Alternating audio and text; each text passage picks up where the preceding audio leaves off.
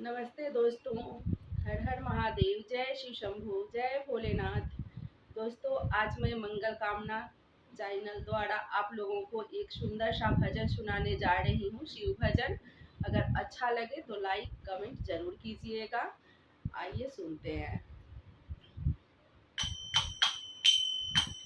गौरा फूला लोढ़े चलली फूलवरिया,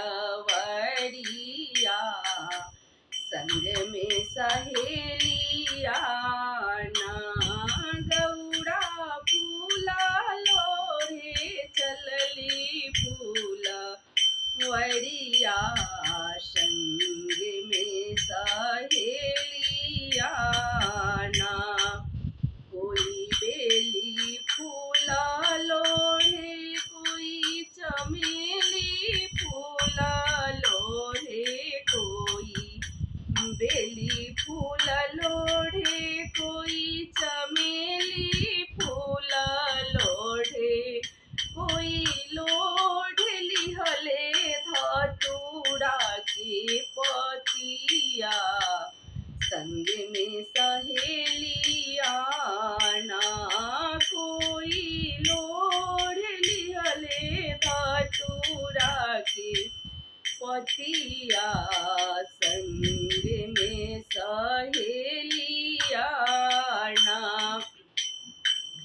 सीता बेली फूला लोढ़सी, राधा चमेली फूला लोढ़स। सीता बेली फूला लोढ़स, राधा चमेली फूला लोढ़स। गौरा लोढ़ लिहली धतूरा के पतिया, संग में सहेलिया ना। गौरा लोढ़ लिहली धतूरा के पतिया, संग में सहेलिया ना। गौरा फूला लोढ़े चलली फूलवरिया, संग में सहेलिया ना। गौरा फूला लोढ़े चलली फूलवरिया, संग में सहेलिया ना।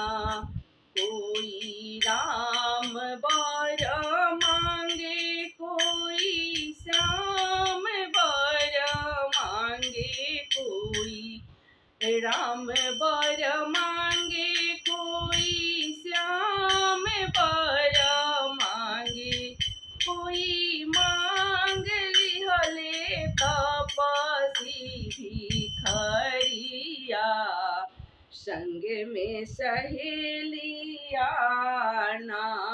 कोई मांग लिहले तपसी भिखरिया, संग में सहेलिया ना। गौरा फूला लोढ़े चलली फूलवरिया, संग में सहेलिया ना। गौरा फूला लोढ़े चलली फूलवरिया, संग में सहेलिया ना। कोई राम बर मांगे, कोई श्याम बर मांगे, कोई मांग लिहले तपसी भिखरिया, संग में सहेलिया ना। कोई मांग लिहले तपसी भिखरिया, संग में सहेलिया ना। सीताराम बर